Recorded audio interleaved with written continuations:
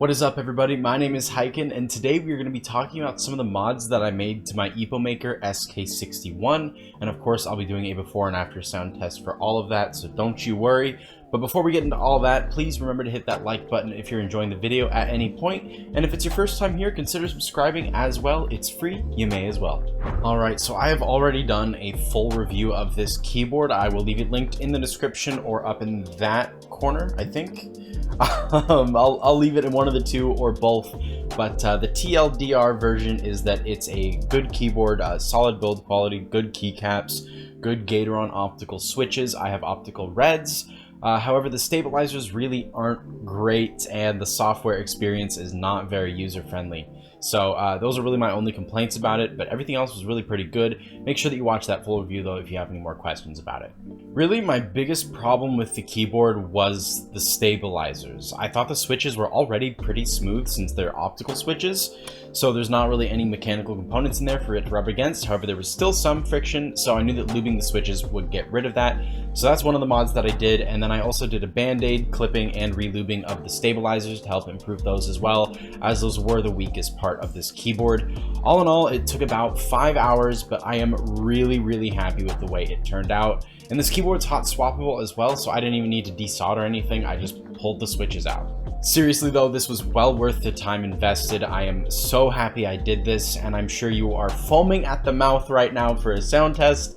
So I will go ahead and roll that now. I'm going to splice in some before footage with the after footage so that you can kind of hear both and have a good comparison of that. All right, enjoy.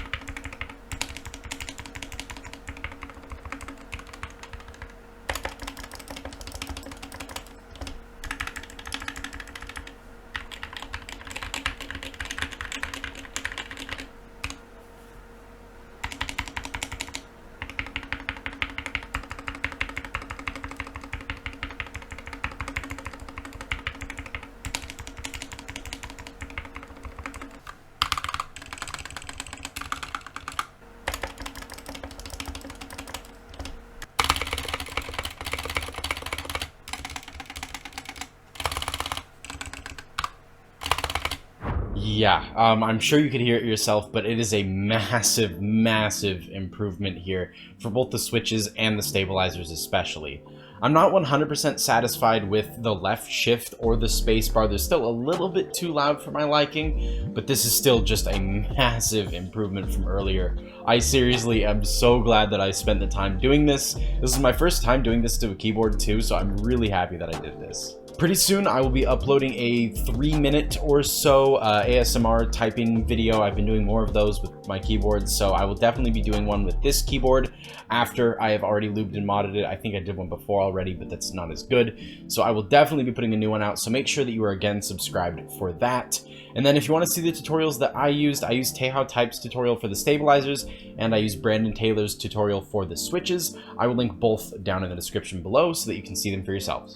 Alright everybody, that's going to go ahead and do it for me today. Thank you very much for watching. Remember to hit that like button and sub button on your way out if you haven't already. And if you have any questions about the keyboards or mice that I review on this channel, feel free to drop by my stream here on YouTube.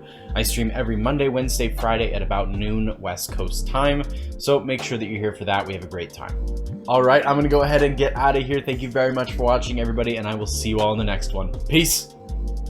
I'm at the front. Maybe I can make this shortcut work.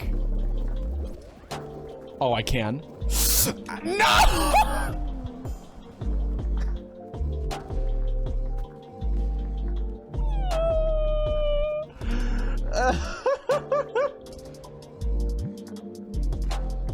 Okay.